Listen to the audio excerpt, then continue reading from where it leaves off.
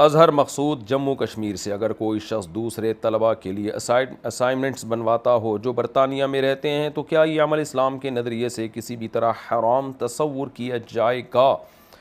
ये असाइनमेंट्स इन लोगों के लिए होते हैं जो सिर्फ काम करने के लिए वहाँ मौजूद होते हैं और अपने वीज़े को बरकरार रखने के लिए इन असाइनमेंट्स को जमा कराते हैं ताकि आखिरकार वो वर्क परमिट हासिल कर सकें और वहाँ काम कर सकें। इनका मकसद किसी भी तालीमी काबिलियत को अपने मुस्तक़बिल में इस्तेमाल करना नहीं है।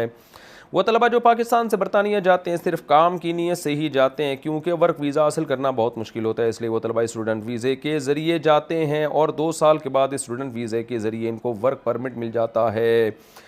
इसमें यह चीज़ ऐसी है कि इनकी यूनिवर्सिटियों को ये इल्म नहीं होता कि वो ये असाइनमेंट किसी और से बनवा कर जमा करवा रहे हैं, और ना ही वो इस चीज़ की इजाज़त देते हैं। जब इलीगल है तो धोखा है, धोखा है तो गलत है, गलत है तो नाजायज़ है, नाजायज़ है तो छोड़ देना चाहिए इसको। पाकिस्तान से किसी ने पूछा है, मुफ्ती साहब कॉइन बेस के नाम पर ऑनलाइन एक्सचेंज मार्केट है, इसमें इन्वेस्टमेंट करना जायज़ है या नहीं? देखो, ऐसी बहुत सारी ऐप्स आ रही हैं, इन्वेस्टमेंट तरीक़ा सिखा रही हैं और इन्वेस्टमेंट करके पैसे दे रही हैं। तो अब कौन कौन सी ऐप पे इंसान तहक़ीक़ करे, एक उसूल और ज़ाब्ता याद रखें। आप उनसे तरीक़ाकार पूछें, भाई हम जो आपको पैसे दे रहे हैं आप कहाँ लगा रहे हो पैसे, और पैसे लगा के कोई चीज़ ख़रीद के आगे प्रॉपर तरीके से बेच रहे हो और उसके प्रॉफिट में हमें शिरकत कर रहे हो तो जायज़ है।